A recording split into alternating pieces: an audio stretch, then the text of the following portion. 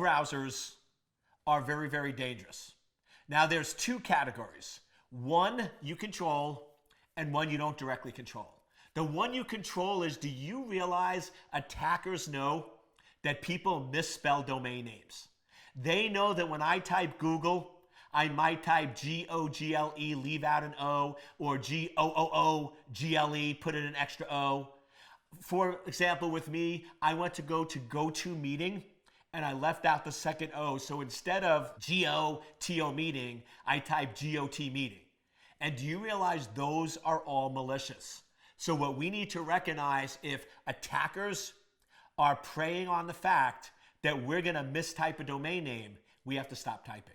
What I recommend for sites that you go to on a regular basis, download the app. iPhones are a much better way than Windows browsers. So for anything I go to on a regular basis, I just download that app and use that. If you don't have an app or you can't use an app, bookmark the valid site.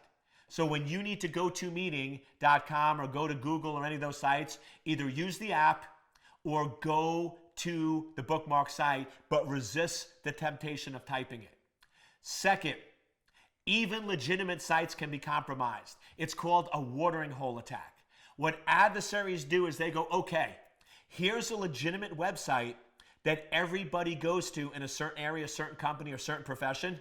What if I spend a year breaking into that site and putting malicious code up, even for an hour?